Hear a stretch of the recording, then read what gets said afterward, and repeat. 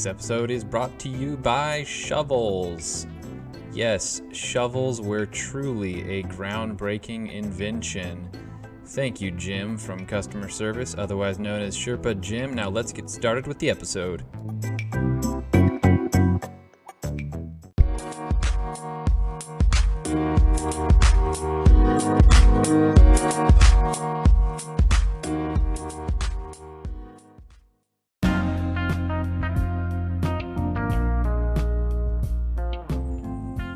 Welcome to High Tide with Kai.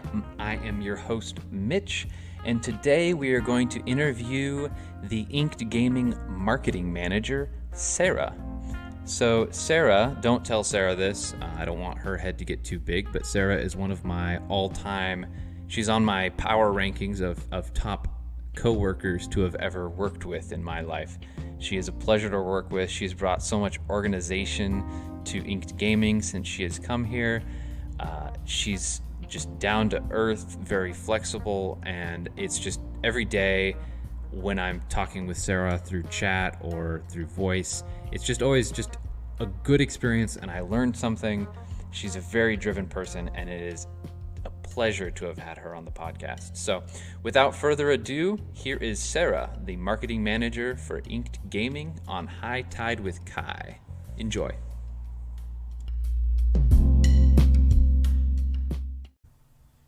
All right, Sarah, thanks for joining us on High Tide with Kai. So to start it off, we are just going to ask you who you are. Who are you? It's open-ended question, but it's always fun to see how people answer this differently. Yeah. Well, hey, Mitch. Good to be here. I am Sarah. I'm the marketing manager here at Inked Gaming. I've been here for about a year and a half now. And otherwise, I'm a dog mom. I'm very passionate about my dog, as I'm sure Mitch can attest to. Oh, yes. If he starts snoring during this, I apologize. And then I'm a big fan of really anything sci-fi and storytelling, and that's about it. Nice. Those are my interests. Nice. Yeah, dizzy snores are always very cute, so I think the audience will be fine with some doggy snores here and there throughout the cast. Well, he likes to snore, and he has a chair next to my chair in my office, so He even I hear he snores with his eyes open too. He does. He'll just be staring me down to make sure I don't leave, and snoring with his eyes open. Nice. All right. Well, so at Inked Gaming, most people, this is episode 5, so most people know that we're a gaming company, both tabletop and digital. We, have mouse pads as well as tabletop accessories. And so I wanted to kick it off with a couple of just fun questions. First off, what is your all-time favorite tabletop game? Tabletop game? Yeah. So one thing to know about me is I am probably the one employee here who knows the least about gaming. That everybody should know. I don't play nearly as many games as everybody else. But tabletop, I do really love D&D. Yeah. It is the one thing I had kind of coming in. I listen to D&D podcasts all the time. That's really my go-to. Nice. Yeah, I noticed we do a D&D 30-minute session with the staff members at Inked here every Friday.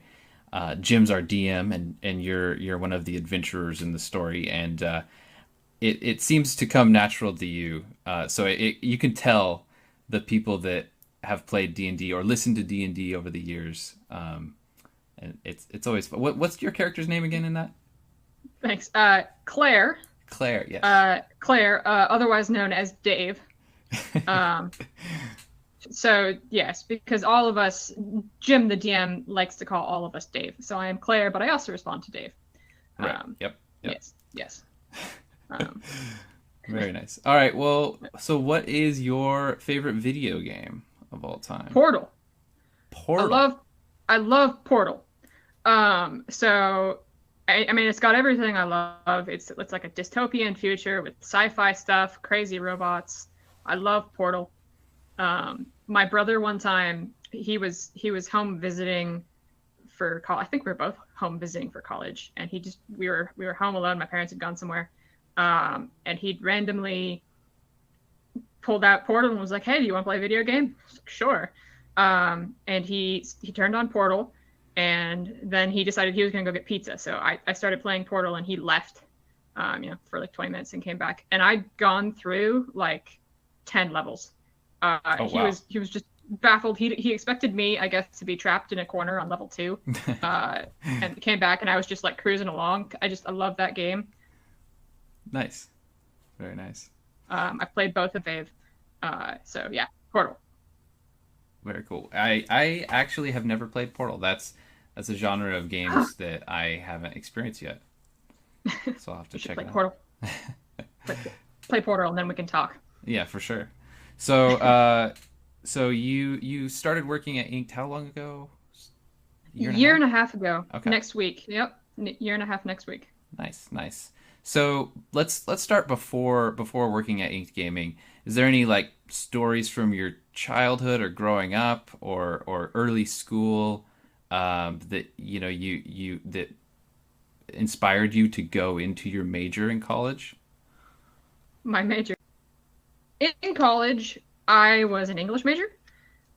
So it's actually really funny that I've gone into marketing now. All through most of high school and into college, I wanted to be an author.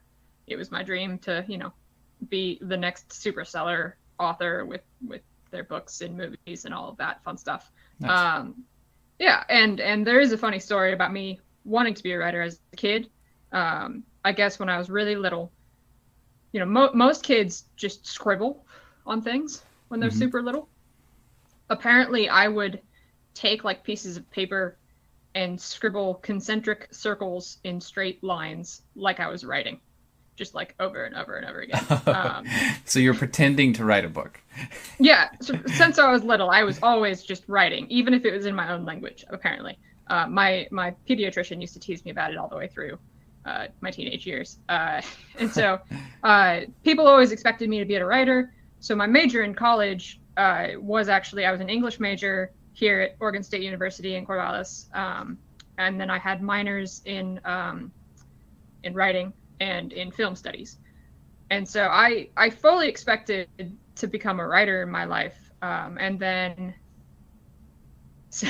last year of college, I tried out media. I went into media for a little while because that was always kind of the plan.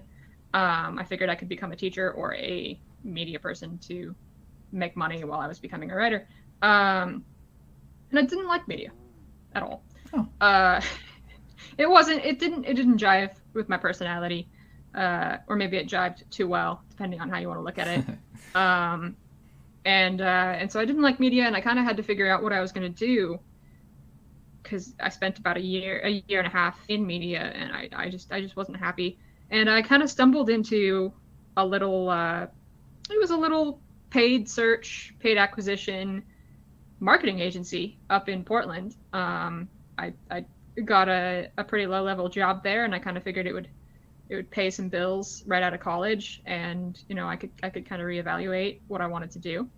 And I loved it. It was writing. You write ads, and it was creative because it was an agency, so we worked with all kinds of companies, and so I was writing everything from t-shirt ads to fishing charter ads, and it was really fun, and I picked it up really quickly. I started studying outside of work, and just learning as much as I could, and I kind of moved up in there pretty quickly, and stayed there for a couple of years, and then I actually figured out I wasn't super happy living up in the Portland area, and I wanted to move back down here to Corvallis, and stumbled into Inked Gaming. Nice, so nice. It worked out really well. Yeah. Thank you for sharing your background. One of my questions was going to be what how did you make the transition from an English major to marketing? But as I found out working alongside you, marketing has a ton of writing, and you have to be really good at speaking directly to the consumer. and there's a very, very specific strategy and very specific tactics that you use in writing, with your writing background to actually, talk to customers on a level that they can, look at your product and want to actually buy it. So, yeah, that's very true. Yeah. Yes. And that was what I liked about it when I started. It was writing towards people. It was picking your audience and writing towards them. And so, yeah, it's been a lot of fun, kind of in this transition. And now I love marketing as a whole because I love learning, and marketing changes every second. Mm-hmm. And so it's going to be something I'm constantly learning. I love writing. I love telling stories. I mentioned earlier, I love everything about telling stories. I've always wanted to be a writer. So you wanted to be a fiction writer?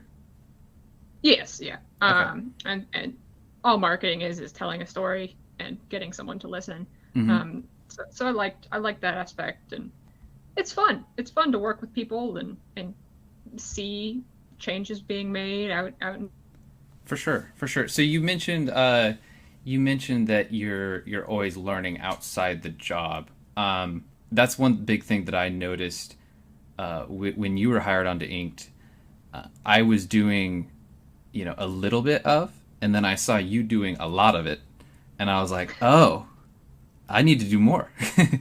And so, no. Even just working with you has inspired people around you to pick up better, outside the office education. Instead of having a podcast on of a random basketball thing, sometimes I'll throw on an e-commerce one, and it's, the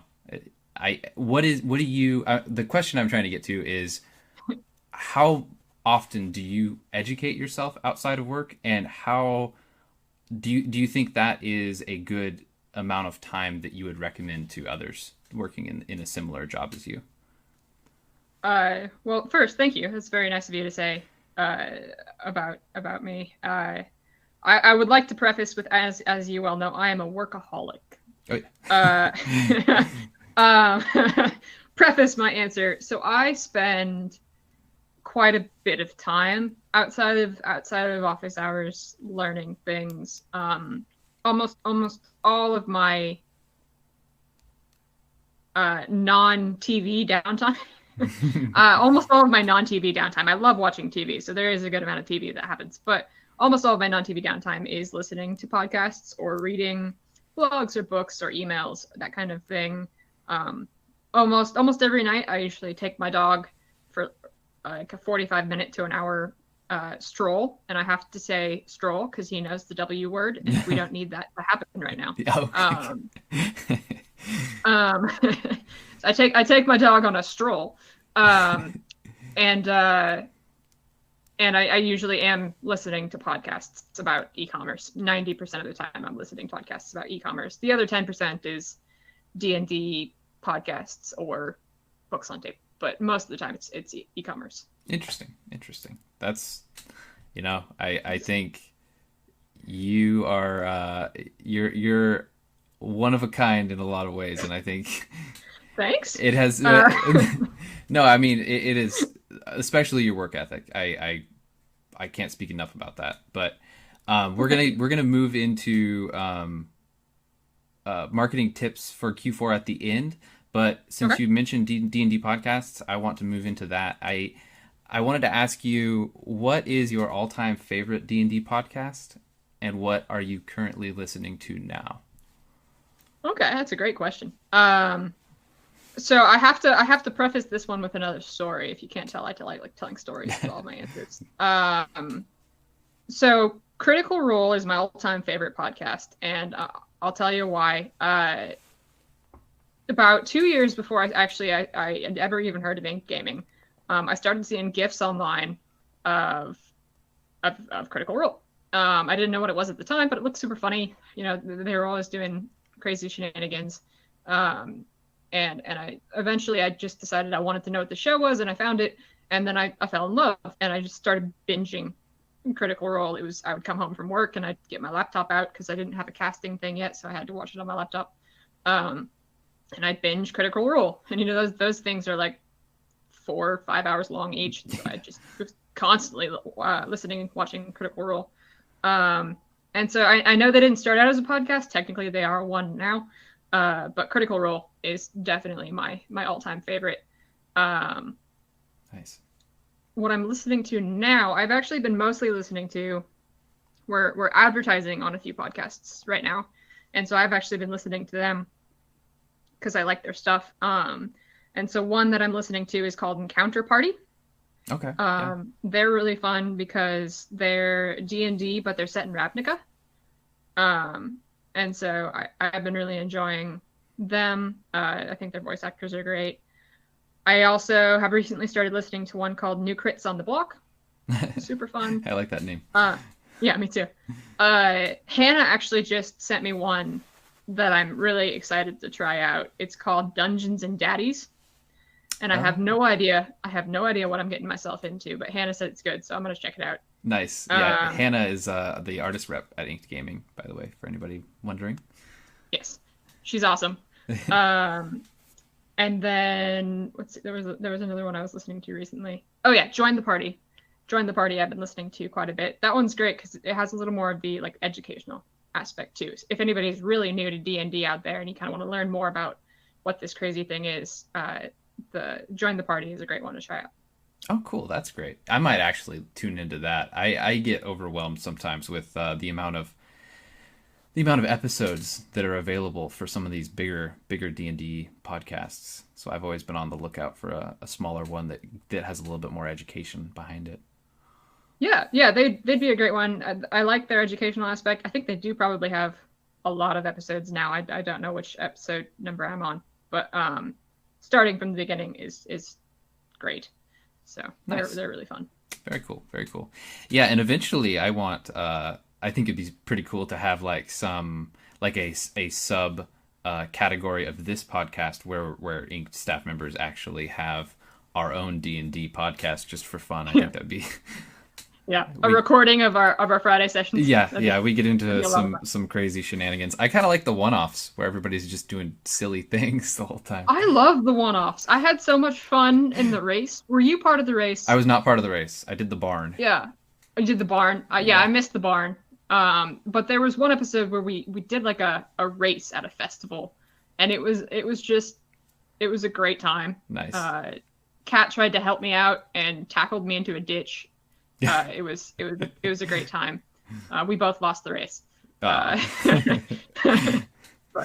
yeah, I think that would be great. Shout out to Jim for those very very fun one-offs that he builds. Yeah, shout out to Jim for DMing our whole thing. Yeah, we're a hard crew to DM. Most of us have never played before.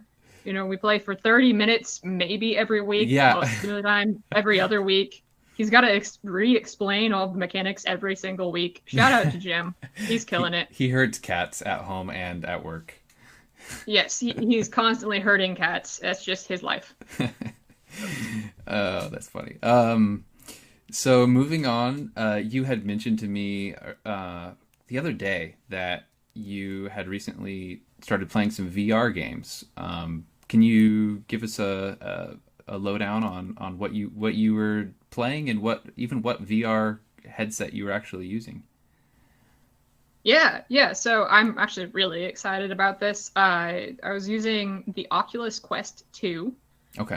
My older brother, so he was the gamer in the family. He had all the consoles as soon as they came out. You know, he's the gamer. I used to watch him play like TV. And so he bought an Oculus Quest 2 a couple of weeks ago, and I saw him over the weekend, and we were playing it, and it is so fun. I've always been kind of afraid of VR because I tried it really early on, and like 3D movies usually make me sick, and I get real bad motion sickness, and so VR and I weren't friends. But so I hadn't tried VR really ever again, and I tried it when I was with him, and it's so real looking, and it doesn't make me sick most of the time. There's still some situations, like if you're supposed to be walking, but you're okay, we're good. He's still asleep. If you're supposed to be moving, but like your body itself isn't moving, that kind of got me. But for the most case, it was fine, and it was so cool. It was so realistic. There was one thing that put me on a space station. The loading screen he had was a space station where you would choose your games, and it was so cool. I just want to live there. Interesting. But it was so cool. But the games we were playing, there was one called Beat Saber, which if you've ever played DDR. Oh, I've seen GIFs of this, but I didn't know what it was. Yeah, so that's VR. So it's essentially it's kind of like DDR. You're standing there and you've got two lightsabers or one lightsaber if you want to play with one, but you got lightsabers in your hands, and you gotta beat the notes on the beat, and you get to slash them different directions. And so to you, it looks like you're actually slashing blocks that are coming at your face, and it's super cool. And, to the people around you, you're standing in the middle of the room flailing. Yeah. But so fun. I highly recommend. I am seriously considering getting one. It's a struggle at this point. Nice. I know I'm a motion sick person too, so I've always strayed away from it. But when you were explaining it off the cast, to me, I was actually getting excited. I didn't know that it was a DDR lightsaber thing. That sounds amazing. Yeah, it was so cool. He also had another Star Wars game. It was called Vader Immortal or Immortal Vader, I think. I'm gonna get that wrong, but it was essentially like you were a Jedi type person, and you were in battles with Darth Vader, and you were fighting drones, and it was very cool. Nice. And then so that all kinds of stuff with VR. I'm very excited about it. I might get one. It's gonna be a struggle. Yeah. The thing I've always thought about with VR is the implications of like when we're put in an old folks home. Like just sitting there. You just sit there, but you're in a VR world where you're like an orc warrior, and you're still like bashing things with an axe, but you're like 105 years old and you can't move, but it's fine. Like hopefully we'll get there. You just plug into the VR world.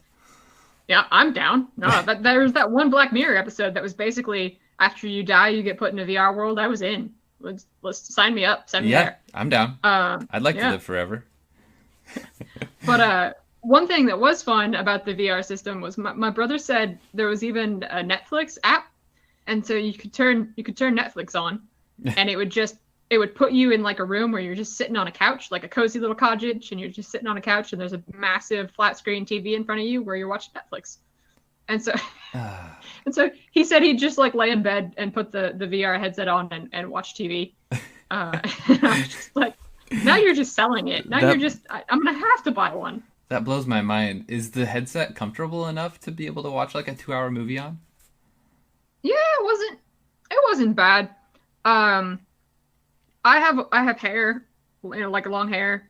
Mm. One thing we've noticed is when you have straps that got to go around the back of your head with long hair, it kind of runs up. So that was a little unfortunate, but it was pretty cozy. It's padded.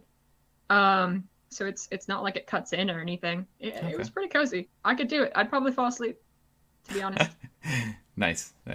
That makes for some weird dreams if you just like stayed in the VR world while you're kind of like coming in and out of sleep. Like I'm gonna go real insane real fast, I think. Yeah, you just wake up in the wrong world and you're like, where am I? Vader's in front of you, like life-size real Vader in front of you. Yeah, wake me up from this dream, but it's like you're not in the dream. Yeah, good stuff. Yeah, that sounds fun. Well, thanks for sharing that little anecdote about VR. It kind of gets me excited about it. So for our last section, you are our marketing manager. You are the head honcho of getting those sales going through.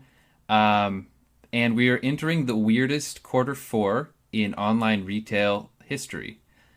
Yeah. This quarter. And I wanted to kind of just run by you and ask you what, if there are people listening right now that are also in the marketing sphere, what tips do you have for Q4? Just general tips, and we can kind of go from there. Yeah, it's a great point. It's definitely been an interesting year, to say the least. Q4 is going to be weird. good tips I have would be to have a backup plan upon a backup plan. So I know a lot of companies tend to bank most, if not all, of their success for the year on Q4. You know, it's the biggest quarter of the year. The BFCM sale tends to be, you know, the sale. And so I'd just say going into Q4, because everything is still so uncertain, the best tip would just be to have a backup plan. You know, you can't do this certain sale because your inventory has a problem. Backup plan. You can't do that promotion because that product didn't make it. Backup plan. That would be a big tip. Otherwise, start early as you can, either in preparation or in sales. A lot of companies are going to be doing early sales this year. A lot of companies have already started their sales this year. Oh, wow. Okay. So it's not too late, but start as early as you can, either to acquire your customer base or, you know, start your sale right now. If you think you're in an industry where you could be beaten out by that competition. And can you speak a little bit on why the idea that marketing dollars are going to be a lot more expensive this year on Facebook and Google? What is the background on that, and why are smaller companies having a harder time competing this year? Yeah, so yeah, it's actually kind of crazy. It spans back to Q2. So, you know, all of this really started falling apart for us here in the US in Q2. A lot of companies, like big retail box stores, you know, Target, Walmart, all those kinds of big companies had to shut down in Q2 for at least for a while. And people stopped going to stores as much for that kind of stuff. And they stopped shopping as much in actual physical stores. So a lot of those big box companies, their retail stores haven't hit their sales marks for at least Q2, if not also Q3. And so they have an abundance of inventory. They have underperforming sales. They're not hitting their marks. And they have a massive marketing budget that usually would have gone towards Black Friday. You know, like the companies like that spend God knows how much money on promoting their retail store sales, promoting all of their different options in all of their different channels. And this year, they have all of that money, and they have a huge motivation to make up all of those sales. And they're going to be pouring all of their attention into the digital platforms because everybody in the world is going to be shopping online. And so all of these massive companies that don't normally spend this much money on digital marketing, you know, maybe they spend 10% of their budget on digital marketing. You know, this year they're dumping 50, 80, 90% of their marketing budget into digital platforms like Facebook. And so that's going to jack up the competition and the price on Facebook ads and Instagram ads and all those paid acquisition channels. So smaller companies, you know, who normally count on those platforms to get their traffic in Q4 because they can. That's their only method. You know, maybe they're only an online store. They can't keep up. You know, if the current estimation. So for most sites, Facebook costs and all of those paid channels usually goes up 2 or 3 times your normal rate in Q4. You know, normally it's 2 or 3 times more expensive. People are estimating that this year it could be an additional 2 to 4 times more expensive on top of that this year. Interesting. And so it's going to be very tricky to keep for small companies to keep their marketing budgets profitable. Interesting. Essentially. Okay. So yeah, that's a really good point because that's kind of where Inked Gaming is at right now. And so what are you doing to diversify the ways that you reach customers right now as we're moving into Q4? Yeah, it is. We really do. I'm sure as anyone who's ever visited our site has noticed, we really do a lot of marketing on Facebook. Right now, I'm reaching out, as I mentioned earlier, I'm reaching out to podcasts. So we've been working with different podcasts to get some ads out on more more entertainment platforms at more of a set CPC so that we can kind of maintain our ROIs. And then I've been just kind of branching out on all of our different kinds of advertising platforms. We've never tried ads on Bing before as a company, or it's called Microsoft Ads now. We've never done Microsoft Ads before at Inked. I created a couple of campaigns on Microsoft to try and get some people who are using Microsoft properties. We've been reaching out to like other YouTube content creators. I've been really putting a lot of focus into our email channels. Email is going to be big for us. We call that owned traffic, because we're not paying additional money to contact people on our email list, and so our owned traffic is going to be big for the next month. We've also been working on our organic sources. So as Mitch, who coordinates all of our content, is aware, we've been pushing out a lot of blog posts, Yep. And a lot of social media posts that we don't have to spend ad money on. And Discord. And Discord's been huge. Yeah, I'm really excited about the Discord community that we've built. I'm not super active in there, but I really like the community that's in there, and I think they're going to be really big going into the community as well. For sure. And then the final thing that we're really doing is we're really trying to promote our loyalty program. We have the consortium. It's a great program. You get amazing deals and discounts and cool free products for being part of it and earning points. And you can do a give 10 get 10 referral program. And so if you send your buddies invites to shop on the site, you both can get discounts, which is super fun. And so that's one thing I've also been focusing on is promoting that, because it's a benefit to the customer, and it's, again, owned traffic. We don't have to pay for it. So it's nice on our belt. Yeah, that's a big thing right now. So if, let's say I am let's say I make shoes and I have a revenue of $100,000 a year. I'm the only person that works at my company. I make these really cool shoes, and I do all my advertising on Facebook, and I advertise very niche shoe keywords. And this year, all these big box stores that also sell shoes are just blanketing all of my keywords and hiking the prices so that I cannot advertise my shoes anymore on Facebook. What is the most important thing that I should be doing right now in order to make sure that I'm able to recover some of those sales that I'm going to be losing from the big box stores? Yeah, I'd say it's a very interesting scenario you set up. I'd say you, solo shoe owner, honestly, I think your own traffic would be a really good place for you to start. Just finding ways to increase your email list as much as you can, and reach out to your customers, because I think everybody knows right now. I mean, we all know we're in this together. We all know everybody's kind of suffering right now. If you reach out to your email list and kind of have a super upfront, honest approach to it, like, hey guys, I'm here, I'm working on this, can you tell your friends?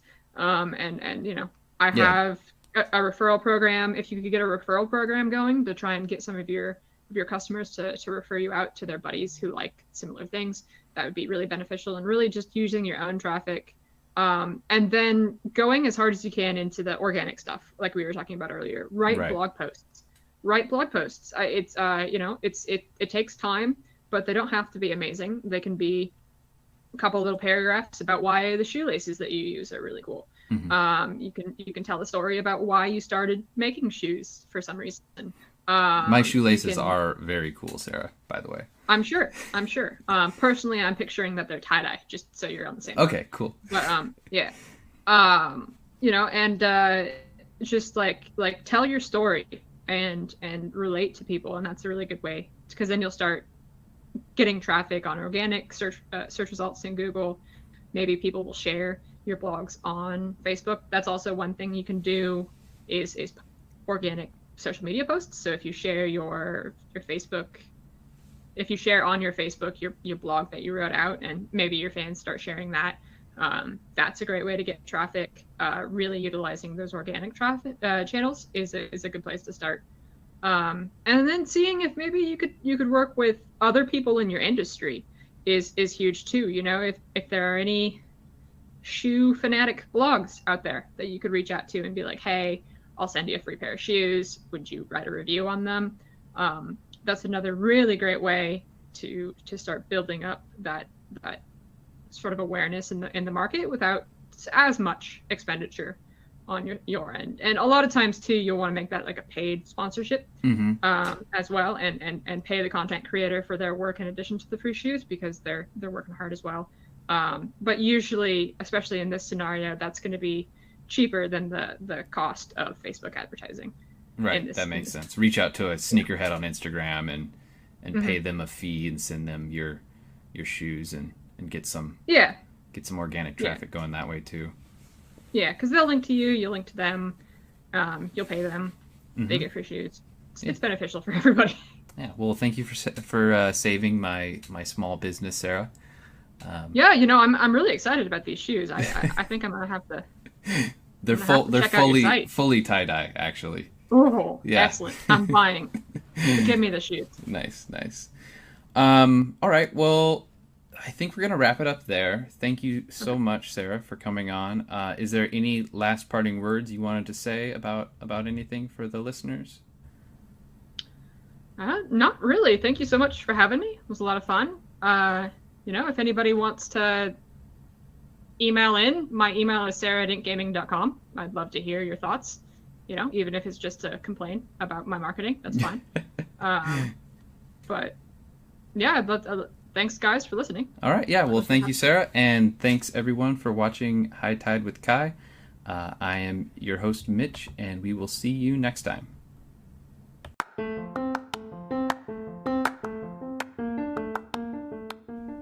All right, everybody, I have got a special tip about our upcoming Black Friday sale for you at inkedgaming.com. This year, our consortium loyalty program members will be given early access and exclusive perks to our sale. And we're talking about very exclusive perks that I can't tell you about yet, but I assure you that you don't want to miss your chance. Don't worry though, it's not too late to sign up. If you head over to our site at inkedgaming.com/CONSORTIUM Inked Gaming /consortium and sign up today, you'll get these sales superpowers too. Thanks and have a good one.